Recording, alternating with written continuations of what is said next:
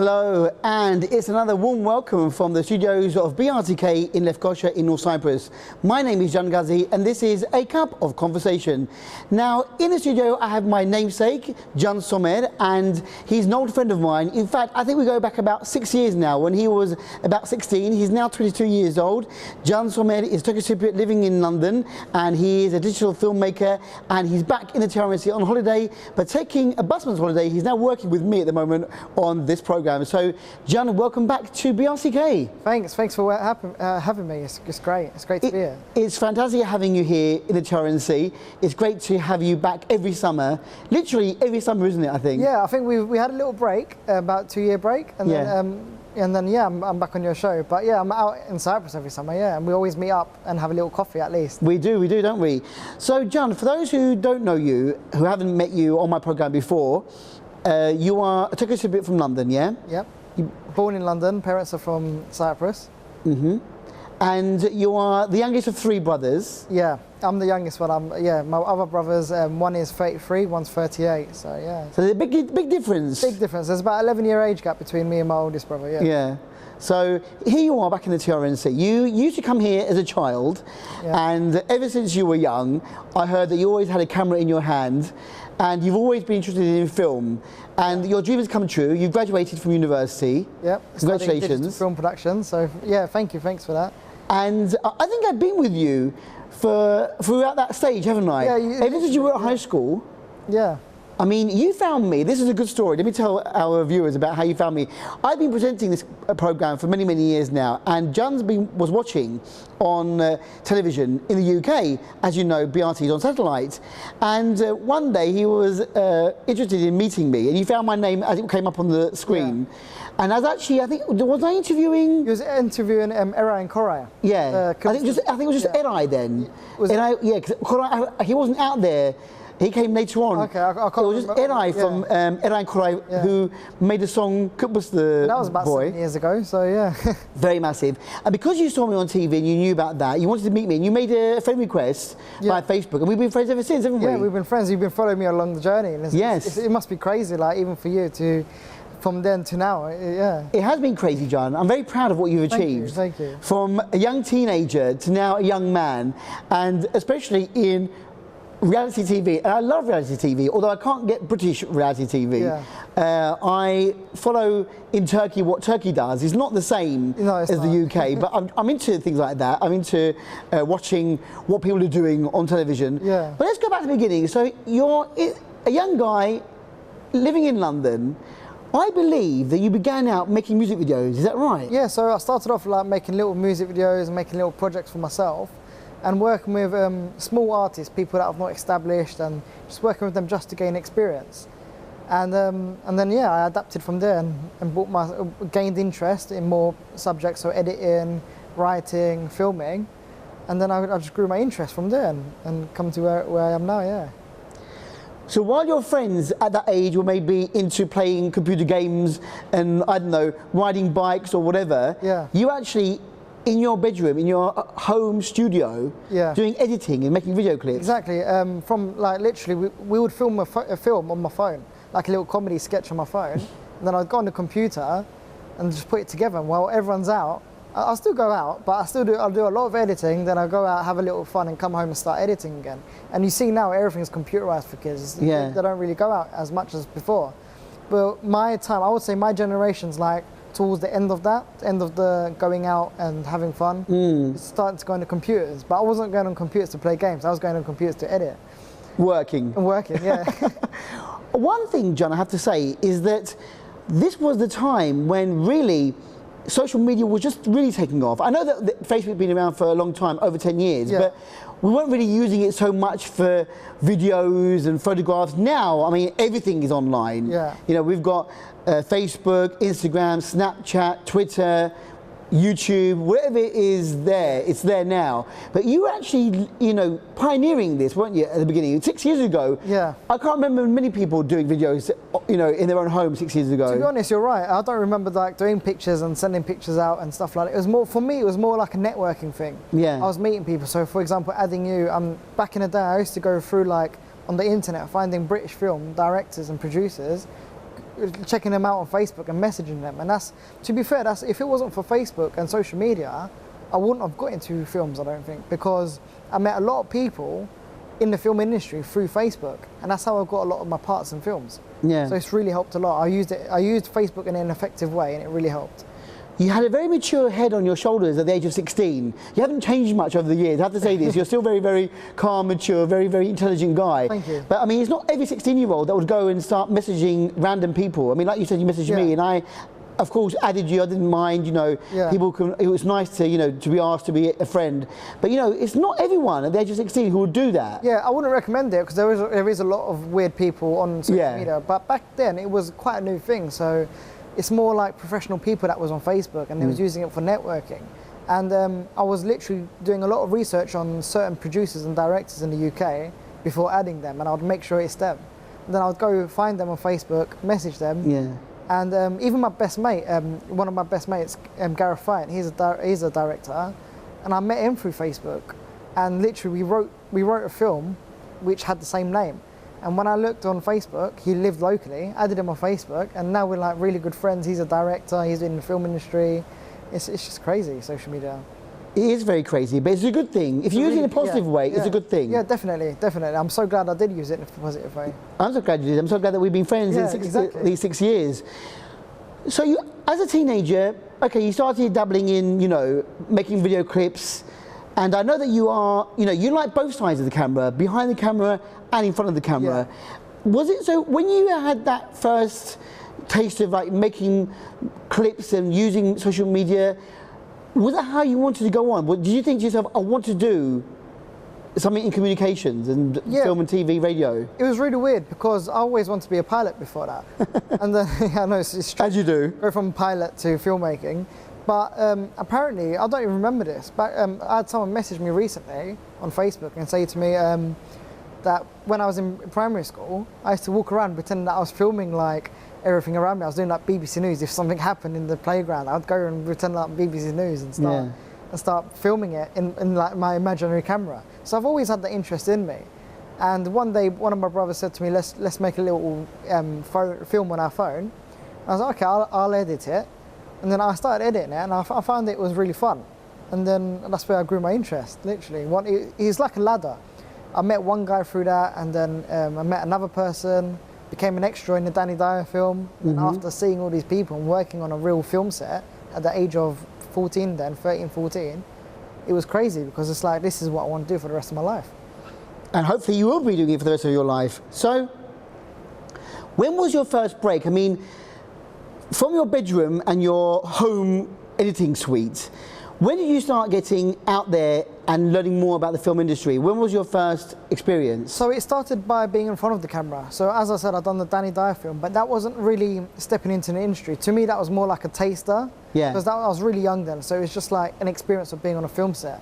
But a couple of years after that, in 2016, I was casted in the film Offender by my agent. He literally called me up because I've got a great film for you. It's your first film, and it's your break to get into the industry. This is your door to walk in now. It was a 12-day film, like filming 12 days in a row, and I was like, of course, I'd love to do that. And I went and done this film, and from that moment, it opened a lot of doors for me. I met so many people, so many producers, established directors. It was crazy. That's what opened the door. So wait a minute, you had an agent? Yeah, so... how did that happen? So again, Facebook. This guy, he was helping a lot of people come into the industry. He became an agent, and he was casting a lot of people, actors and stuff in films. And I was messaging him so much. To be honest, I was probably annoying him the amount of times I was messaging him. I was like, I really want to be in a film. I really want to be involved. Get me in, get me in. And we spoke so much since that point. And literally, he called me up one day. He just messaged me out of nowhere. I was at home. He goes, I've got a film for you. Call me as soon as possible. Called him, and then he offered me that part. And since then, that literally, I can't thank that guy more than anything. Like, his name is Johnny Lynch. But if it wasn't for him, he has upset a lot of people in the industry. But if it wasn't for that man, I wouldn't be in the film industry at all. So a big thank you to him for introducing you to the film world. So Offender was your first little part. Yeah. And in the film, in the final film, do we see you? Yeah, quite a bit actually. It's weird because with films, you film so much, and then they cut so much out as well. That's why I'm asking you about how much you actually get to see. No, you do actually get to see me quite a bit. Like, for considering my age then and my experience then, I thought it was quite a lot for at that time, because you would see me in front of the camera. You'd definitely watch the film and go, oh look, it's John. I wasn't speaking, I didn't have a speaking part, but I was in front of the camera quite a lot. Yeah. But they filmed, it was so annoying because they filmed so many nice shots. There was a shot of me reading the Quran, and they filmed like a really nice shot of me reading it, and they cut it out. But it happens, like, it does happen. But Yeah. I am in the film a lot where you can see me, yeah. I even bought the film out here. Recently I went into a DVD shop here, and they had like the copies here on DVD in Cyprus of that same film. So there you are. So, you know, you can get a Jan Sommer film In Cyprus. in Cyprus. I couldn't believe that. I was so like excited about it. And my friend's like, have you never seen your film before? I said, yeah, but not in Cyprus, that's where I'm from. Yeah. But isn't it weird though that you think to yourself, oh my God, I'm actually browsing through this DVD shop and my film is there, and like people might be watching that, and To be fair, I did go in there to see if any of my films were there, just to see it. of course, yeah, I know that that's what you went there for, but to actually find it there is another to actually thing. find it there it was crazy, because that film was filmed in 2012. You can't actually find that film in the UK no more. It's done now. But going here and still seeing it on the shelf, I'm like, oh my God, like that's crazy. But it's good. Yeah, it's really good. Yeah, I've had that experience recently as well with other films in the UK. Recent films that I've done, they're on DVD. In fact, my first ever feature film that I've edited was last year. That I've done a full-on edit on a feature film, and that's in like a big super. I don't know if I can say the name, but a big supermarket in England right now. It's on the shelves there. It's on got the my shelf? name on the back where it says edited by Can Soma. Fantastic. Yeah, it's crazy. Amazing, amazing. Slowly but surely, you know, you'll get to get more and more experience, and now we come to the fact that you wanted to go to university, didn't you? Yeah. And you studied digital film Yeah. production. So, were your parents happy that you went? They must have known what you'd been doing all this time, all these years. So they probably expected you to choose this type of course for university. Were they behind you on this? Exactly. Well, at first, when it was GCSE times, because in England you pick your GCSE, Yeah. I don't know what it's like here, but I remember picking media and film. My dad was going crazy. He's like, you can't have both. You should pick one and do something else like sociology or English, so you can actually have another job. You can't Yeah. just do your GCSEs film related. I was like, no, but that's what I want to do. And we had a big argument between us. Literally, we had a massive argument between my mum and dad. So I said, all right, cool, this is what I'll do. I'll do media and film and sociology, just for your sake. So in my GCSEs, I've done media, film, sociology, English, maths and science. And sociology was so random, but I only did that to keep my dad happy. But over the years, they saw that I'm actually doing something with it. I'm not just making like little films myself. I'm actually working in the industry with big people. So they became supportive over the years. At first, it was a bit like it's a dream that you're never going to have. Become a doctor, become a mechanic. That's what my dad is, mechanic. So become a mechanic. But I think they learned to support. And now when I went to university, they were happy for me to study it because I was already starting to get into the industry. So they knew that by going university, that would push me more into the industry. So at least you took it seriously. It wasn't like just on a whim. You really did want to take this career seriously, and you have taken it seriously over the years. Yeah. It's amazing what you've accomplished so far in such a, you know, for someone who's so young, only at the age of 22.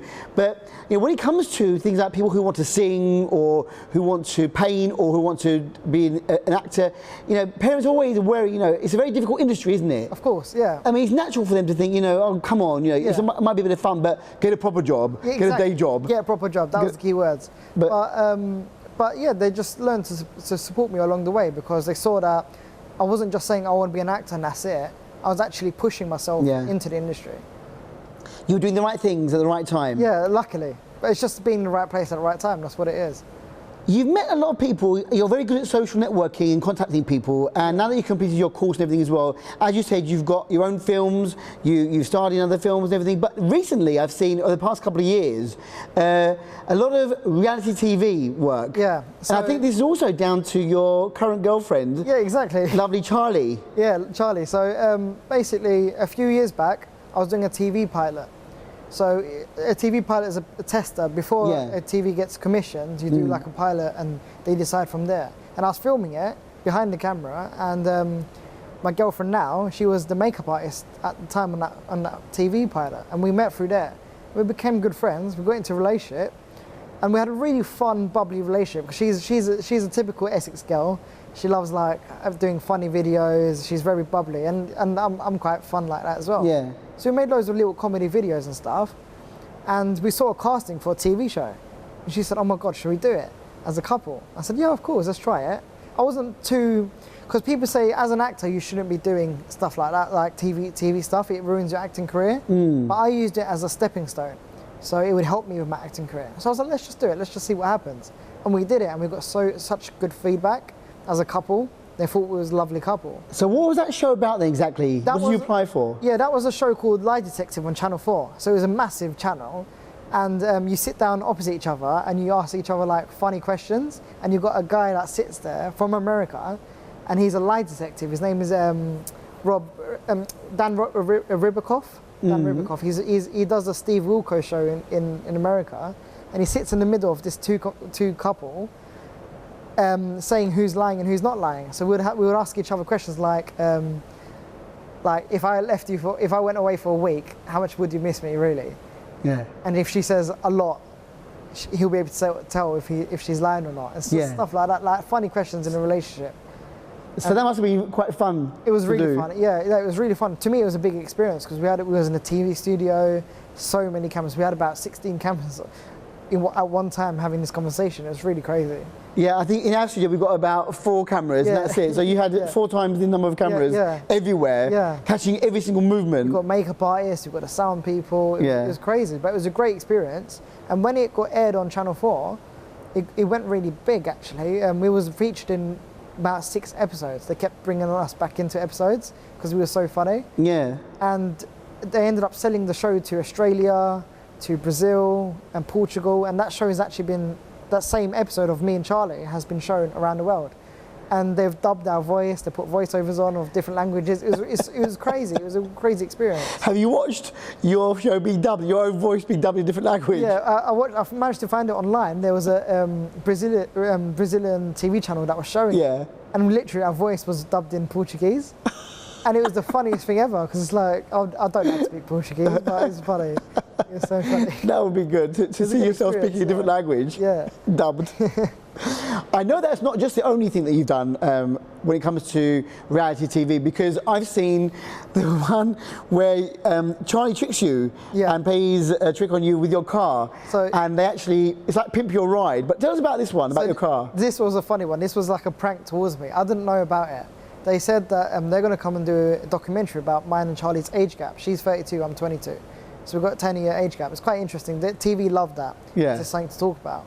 So it was like, we said it was sweet. Yeah, we love doing every TV. Any TV is good TV. Any publicity is good publicity. So they came down and they've done a little interview. What I found weird was in the interview we did, the documentary, they kept talking about cars. I was thinking, like, why are they bringing up cars? Anyway, they left. I walked outside. My car's gone. And like I was going crazy. I was going, where's my car? Where's my car? And Charlie's going to me, babe, have you got road tax for your car and stuff like that? So what's road tax got to do with a stolen car? Stuff like that, silly things. It turns out they was actually filming me reacting like that. They had a hidden van where they was hiding behind the windows, filming through like long distance lenses, and they was filming me reacting to my stolen car. So they popped out a bit like pranked and punked. They popped out and they said, oh, well, look, we're going to take a car and pimp it out and customize it to your expectations, to what you like. I said, okay, sweet. They took the car, brought it back. It came back as a pink fluffy cat.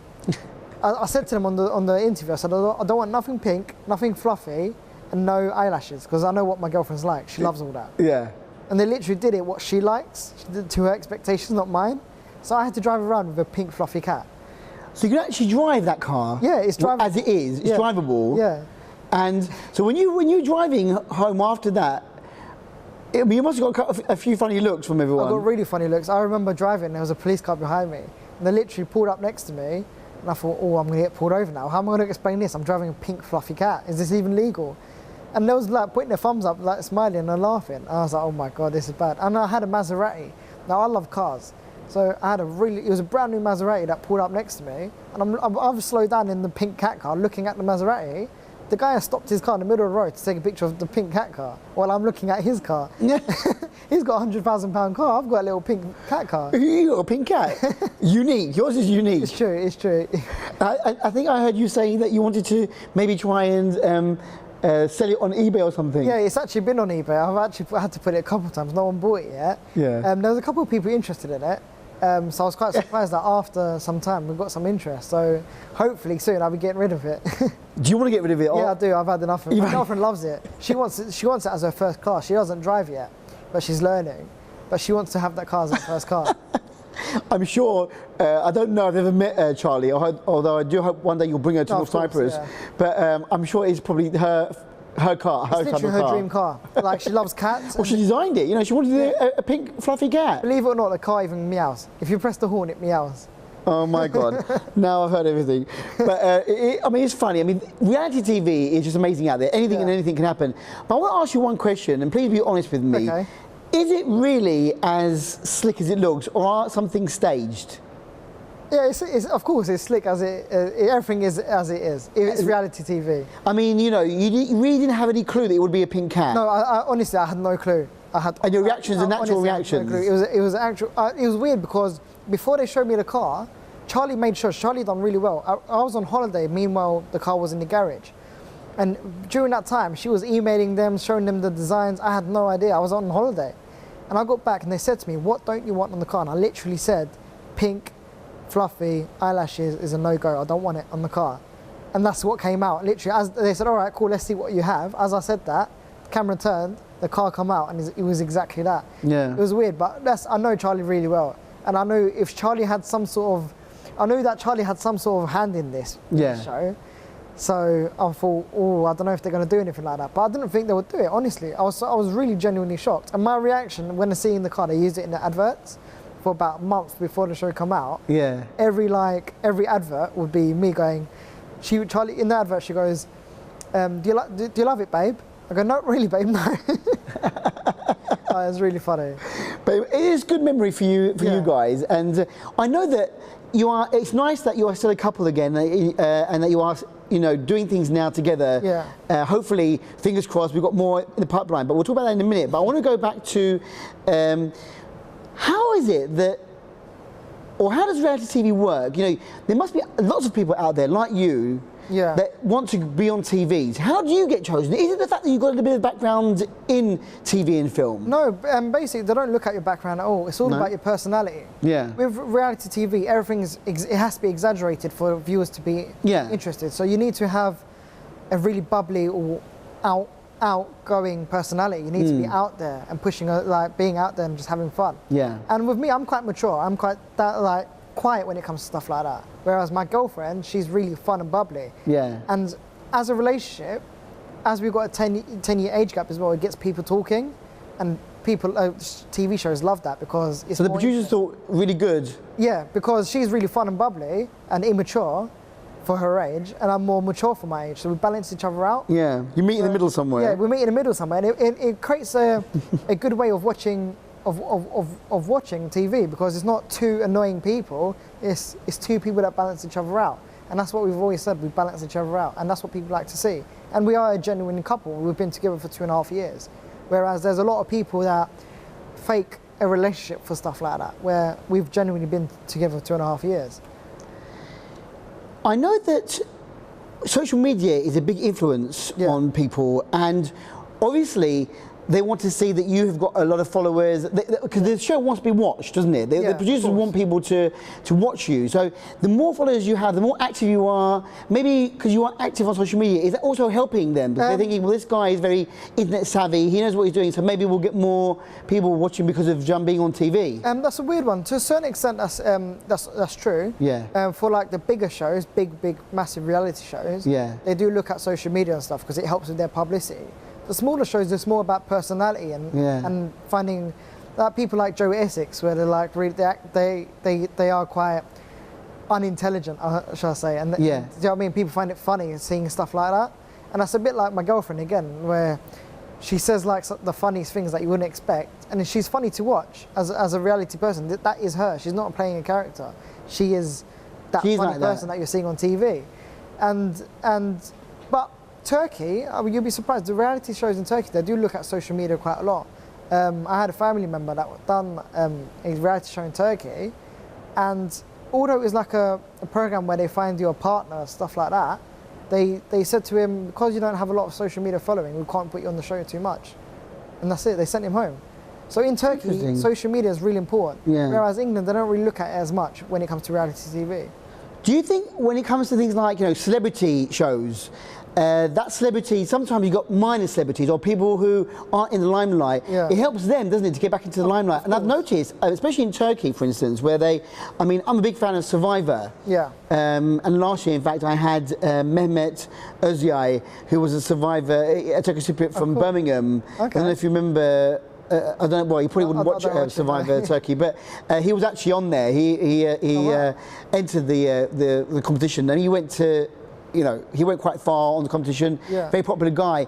But you notice that when you look at their Instagram, you're going into the hundreds of thousands now. Yeah. And it couldn't have been that much before, but now It really makes a big boosts. difference. Yeah, it does boost your social media, definitely. Like, there's people that have gone into Love Island in the UK with like 5,000 followers, or maybe even less than that, and they'll come out with hundreds of thousands. They will get like 10,000 people following them a day. Yeah. While they're in the island or house. Or, Everyone, I think. Yeah, Speaking of that, Love Island, Kem Chesinai Yeah. is currently on the island here at the moment, having a holiday here. So a big hello to Kem if he's Hello, watching. yeah. And what was it? Camber, wasn't it? He was with Amber, yeah. So he was with Amber, and Amber. together they was called Camber. together they were called Camber. So that was it 2 seasons ago or? That was last year. Last year? Love Island, yeah. Yeah, Love Island. Now it's no longer Camber. It's more Charlie Can now. Yeah. So Charlie. Sorry, Can. And by the way, if you've noticed that my name is Jan, but Jan calls himself Can, is because obviously in the UK our name is spelled C-A-N, Can, and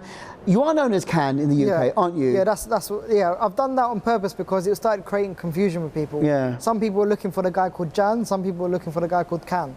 They wouldn't think it's the same person. So it was creating a lot of confusion. So I thought I'm going to call myself Can, and I come up with a little saying as well. Doing TV reality, you need to have a little personality. Yeah. So I had this little confident saying of mine is, if anyone can. That's really good. So you can use that. I'll let you use that. Thank you. You have the copyright, so do I have to pay you some? No, it's all right. I'll let you off. You've all right. always supported me, so I'll Thank let you off. Thank you very much. But so you got your little gimmick there as well. Yeah. So it's Charlie and Can. They're the next big thing. They're the next big thing. So is it still going strong for you, reality TV in the UK? I mean, you've talked about a couple of the projects that you've been on, which I think is fantastic. But is there more in the pipeline? Is reality TV still big in the UK? It's massive in the UK. Still? Yeah, they just finished Love Island. That done really well. They're starting Celebrity Big Brother tonight, actually. Really? Yeah, so they're doing that tonight. Last year, we didn't do any TV reality shows because we was actually rumoured to do Big Brother as a couple. And we got really close. We got rumoured, but they didn't have us on. We weren't on Big Brother last year. But there was a big thing going around where Charlie and Can are going into Big Brother from Lie Detective, Channel 4's Lie Detective, etc. And then this year we've done another show called My Hotter Half with Melvin O'Doon from Kiss 100. He was the presenter. Yeah. So we've done a big show with him. And we've got a couple more this year. But I can't say. I can't say what they are because it's really, reality TV is really top secret. But I mean, Big Brother, how many years ago did that start? And that was a massive thing when it first started. I remember all the media attention it got. Yeah. Is Big Brother still really big in the UK? Yeah, it's not as big as it used to be, I'll be honest, but it's still big. A lot of people watch it. And what happened was last year, I think this might be partly why we didn't do it last year. There was a big clash between Love Island and Big Brother. They were both at the same time. Right. And Love Island being a new show, Probably got more attention. a lot more attention than Big Brother. Yeah. And this year, Big Brother didn't want to do that again. So what happened was when Love Island was on, instead of Big Brother being on the same time, they've delayed it to when they finish, which is why Celebrity Big Brother started. Because normally it's in the summer, isn't it? Yeah. Normally there's a caption. I remember one year, I think I was in the UK maybe, and it said, "Say goodbye to your summer." Yeah. Because Big Brother starts, and Yeah. everyone's going to be watching it. But so this year they're delaying it to avoid late Love summer. Island after what happened last year. Well, it makes sense, doesn't it? I mean, Yeah, it makes of sense. You course. don't want to be battling the ratings, Yeah. and I think it's better because then people can watch everything, can't Exactly, they? that's what- yeah. Watch that and then go on to if you're a big fan, like Yeah. I would be, probably addicted to things like that in the UK. So, but last year, did they have the couples then, and you weren't included, or did they not do the couples thing at all last year? So no, they did a couples thing. There was another couple that was on it, but they tell you, they only tell you so much. So they told us that at first we heard it's just going to be a whole couples show. Yeah. So the whole Big Brother was going to be loads of couples. Loads of couples going on, instead yeah. of singles. But they mixed it up. So they had a couple of people that were singles. They had one couple. They trying different things to obviously get the viewers back. Yeah. So yeah. I can't. I'm trying to Don't say too much. Yeah, you don't want to give. So, Yeah. but watch this space. You're saying. Definitely. So it's still going to continue. Yeah. Charlie and John will be out there soon again. Hopefully very soon. Hopefully very soon. Well, we will definitely be hearing from you on social media. I know that you're very big on Twitter, on YouTube, on Instagram, Yeah. Snapchat, Yeah. Facebook. So Yeah. I'm sure you'll be sharing. Yeah.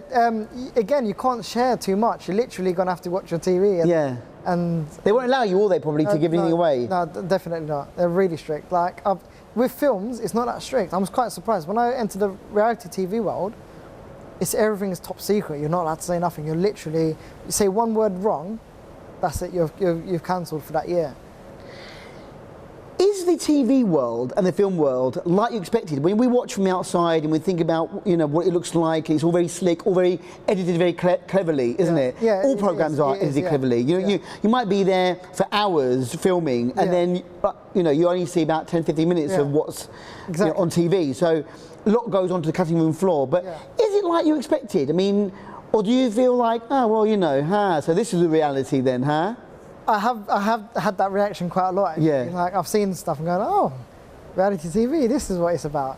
And I know a lot of celebrities, should I say? So not celebrities, but people that have done big reality TV shows. In fact, I've got a friend of mine called Heavy D.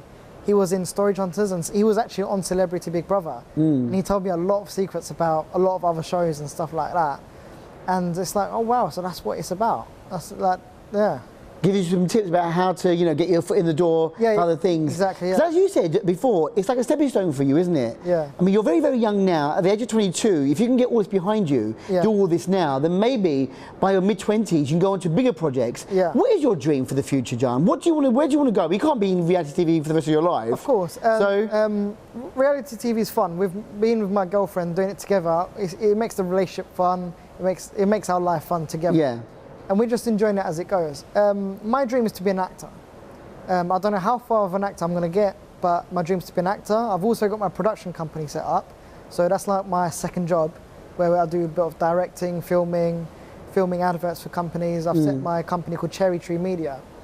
So my ultimate dream is to become a big actor and also to come here and make a film. In North Cyprus? In North Cyprus, yeah, that's a dream. What type of film would you imagine filming here? I love to do a comedy film. I've always wanted to do a comedy film. My films are more like serious, like gang related and stuff like that. But I'd love to come here and do like a comedy film. Because I know that you have been in quite a few films that are quite serious, street gangs. Which is complete opposite to me.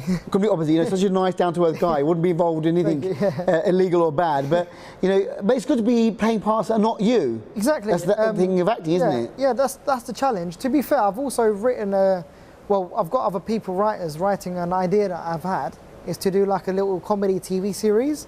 So it's like a fake documentary about the comedy version of me. Yeah. So I want to get more into comedy side of things and come out of that stereotype that Of gangster. of gangsters and stuff like that. That would be fun. Yeah, I love comedy. I love comedy films. My favourite actor is Adam Sandler. Yeah. So I'd love to do more stuff like that. But I do enjoy playing the bad parts because that's not who I am, and it's taking me out of my zone into a whole different person. I know that it's not very easy, is it, to be a successful actor when you need the right breaks and stuff, but there aren't many Turkish Cypriot actors out there in the world that we can say, oh, you can be like that person. But I know that you are a very big fan and you are now, let's say, friends with Tamer Hassan. Yeah, so Tamer Hassan, as you know, was my idol back in the day. He was my inspiration. He still is. Yeah. He's done so many films. He's done EastEnders. He's done so many British films. And I used to look up to him. And like now I'm bumping into him. Like I'll go to an event and he'll be at this event. And last time I saw him was a couple of months ago at this charity celebrity event. Me and Charlie got invited to. And we were sitting next to him at the bar, and I was having a full-on conversation with him about his career, stuff like that. He gave me some advice. He also has citizenship in Dubai as well, so he goes back and forth to Dubai and back. He's doing really well. He's an excellent guy, very good, talented actor. Yeah. even though you don't look typically Turkish Cypriot, you look British. You can be, you could be anything. Yeah. Do you think is it easy for you as Can Somer to break it in big time? Is there prejudice out there at all, or because even though you've done very, very well, do you think that maybe other people who are like British English, whatever, are they doing more better than you, or does it not matter? I use it to my advantage, my ethnicity, because there's a lot of white British male and female actors, loads of black male, female actors, but there's not a lot of Turkish Cypriot, as you said. So I could play Mediterranean, I could play Middle Eastern, I could play like, do you know what I mean, like that type of films. You're versatile in that. I'm versatile in that kind of thing, and I find that it's helped me a lot. Like playing the Muslim inmate in a film, they weren't going to get an English white male or female to do it. Do you know what I mean? So I was casted in that because of my ethnicity, because of my colour, because of my looks. And I use that to my advantage. I haven't found any prejudice against me, no. Never had anything like that against me. So I'm quite lucky in that sense. You are very lucky. It looks like as if, really all the things are falling into place for you. Over the years, you've done the right choices, you've made the right decisions in your life, and you are where you want to be. Maybe meeting Charlie as well has helped you, being a couple, using that to advantage in reality TV, because being by yourself, maybe, how would that be? Just Can Somer, who is Can Somer? Yeah, exactly. But Can and Charlie together, or Can and Charlie together, make a great couple, and they're fun. And so hopefully... It's really helped us a lot. It's really got us out there. Even like, we get invited to loads of celebrity charity events. I had a boxing match this year. For a celebrity, it was a celebrity charity boxing match. And I actually got in the ring and I had like someone from ITV that was fighting in the boxing match, all for good cause. And like, I got called up for that. I literally said, they literally said, we've seen you on this show before, on Lie Detective. Would you guys want to come and like raise money for charity? I said, yeah, of course, I'd love to do that. And we went to this event. There was like so many like famous people there. We had the singing dentist. I don't know if you've seen him. He does like remakes of songs, but bringing teeth into it and stuff. Yeah, no. We had Fazer from N-Dubz at the event, and we had quite big people in there. And I got invited to this event, and we get invited to a lot of charity events just to show our faces, and it's weird. We actually get recognised a couple of times. Each show that I've done, I've been recognised personally once myself, which was weird. I remember walking to a shop, a corner shop with my friend, and there was these guys on motorbikes. They looked a bit naughty, and I'm walking to shops, and they're looking at me, staring at me. I'm thinking, oh, what are they going to say? What do they want? Walked in, kept my head down, walked back out. The guy goes, excuse me, mate. And I said, yeah. And he goes, are you that guy that your girlfriend turned your car into a pink cat? And I was like, yeah. And he's like, oh my God, that's wicked, oh my God, and all this lot. And then like I have had people take pictures and stuff. It's crazy. It's a weird concept. Weird, isn't it? Yeah, but reality TV definitely pushes you out there.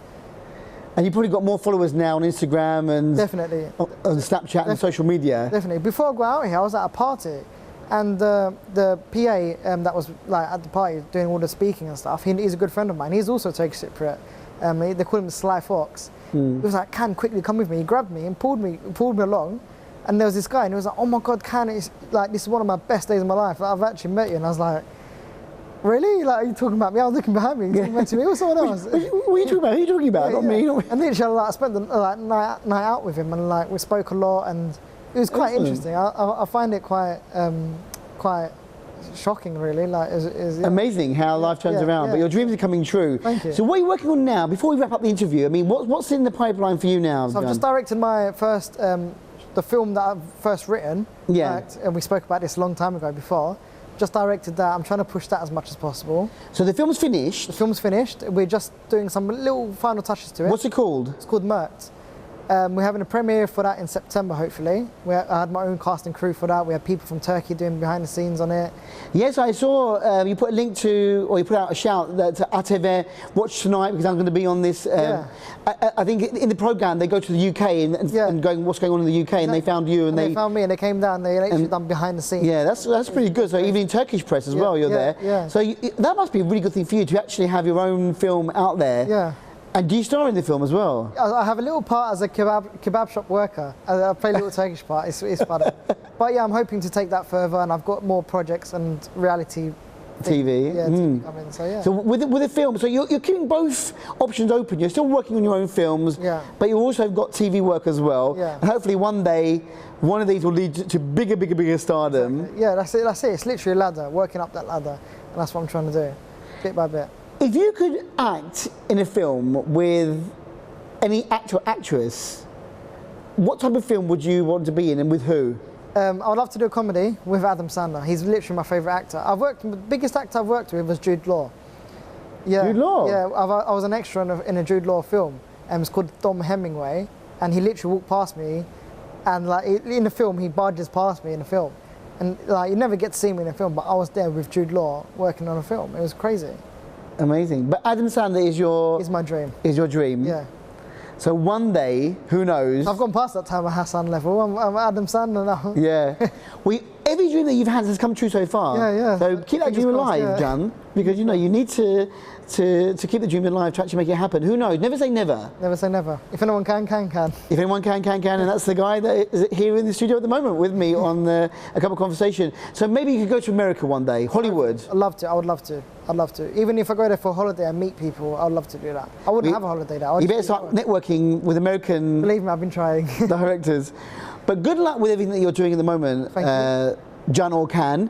And I hope that whatever you do goes really well for you, because you deserve all the success that you've got so far. Thank you very much. Because it's not easy in this world to be in media, Yeah. But you've done it. You've achieved a lot. A very sensible guy. You got your head on your shoulders. Yeah. So well done. Give my love back to Charlie in the UK, I will do. and please bring her over to Cyprus one day. Very soon we will be. Okay, promise that, yeah? I promise. All right, then. Convince her to come. Thanks for having me. You're more than welcome. And if anybody wants to find or watch any of the things that we've been talking about, how can we watch? I mean, are these programs on social media? Do you have links to them? So yeah, I've got links on Facebook. If you add me on Facebook, Can Soma, I accept pretty much anyone. I love just talking to people, because that's how I started talking to people. So I don't mind doing that. Instagram, it's Can Soma. Snapchat, Can Soma. And Twitter, it's Can Soma. Just put Can Soma, it will come up. Yeah. There's only one. There's only one Can Soma, and he's here in the studio with me at the moment. All I have to say is thank you very much for taking time out of your holiday here in the TRNC. I know you're only here for a couple of weeks and you've only just arrived really about a few days ago. So have a good time here. Thank you. Enjoy relaxing. I'm sure you've got a busy schedule when you go back to the UK. Very, yeah. But please do share with us what you're doing. I'd love to find out. I will do. And thanks for having me. It's been lovely being here. You're more than welcome. I look forward to catching up with you again maybe next summer. Thank you, definitely. 100%. Definitely. And that's a promise from you. With Charlie. With Charlie in the studio. Yeah, that's it. That's my next dream. That's my dream. We'll sort it. Okay, when John comes back into the BRT studios, he'll be coming with Charlie, fingers crossed. But once again, have a great time and send our love back to the UK. Thank you. Thank you very much. You're more than welcome. And with that, we've come to the end of my couple of conversation with Jan Somed, or Can Somed. If anyone can. Watch him on British TV. He's excellent. Until next time we meet on a cup of conversation, go well and take care. Bye-bye.